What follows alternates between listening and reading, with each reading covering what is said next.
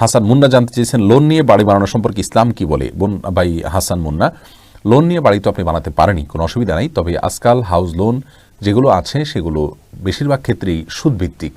মনে রাখবেন, সুদের কোনো কারবার কোনো মুসলমান করতে পারে না। এটা জঘন্য হারাম ইসলামী শরিয়ার দৃষ্টিকোণ থেকে।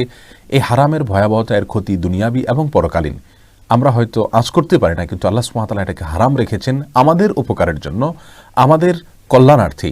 বিধায় এটাকে হারাম হিসাবে মেনে নেওয়া, গ্রহণ করা, আল্লাহর সিদ্ধান্ত অনুযায়ী চলা, এটা মুমিনের কাজ। আর তা না হলে আল্লাহ সুবহানাহু ওয়া তাআলা কিন্তু ভয়াবহ যুদ্ধের ঘোষণা দিয়েছেন এবং দুনিয়াতে আখেরাতে ধ্বংস নেমে আসবে হারামের সাথে সংশ্লিষ্ট রাখলে। প্রিয় ভাইরা আমার, আল্লাহ তাআলার হুকুম এবং নির্দেশকে মান্য করা, এটাই হলো একজন ইমানদারের, একজন মুসলমানের প্রধান কর্তব্য। বিধায় আপনি হাউস লোন নিতে গিয়ে যদি কোনো সুদের লোন নিতে হয়, সুদের কোনো কারবারে, সুদের কোনো চুক্তিতে জড়াতে হয়, তাহলে সেটা আপনার জন্য জায়েজ হবে না, সেটা আপনার জন্য গুনাহের কারণ হবে। এর বাইরে হাউস লোন এটা যদি আপনি সুদমুক্তভাবে নেওয়ার কোনো উপায় থাকে তাহলে নিতে পারেন, কোনো অসুবিধা নেই। মনে রাখবেন, মানুষ বেঁচে থাকার জন্য একটা ঘর দরকার আছে, কিন্তু বাড়ি লোন করে বাড়ি করতে হবে এটা কোনো প্রয়োজন নাই। হ্যাঁ, হয়তো আপনার কষ্ট হচ্ছে ভাড়া বাড়িতে থাকতে, কিন্তু জাহান্নামের কষ্টের চাইতে কষ্ট অনেক কম ইনশাআল্লাহ বিইذনিল্লাহ।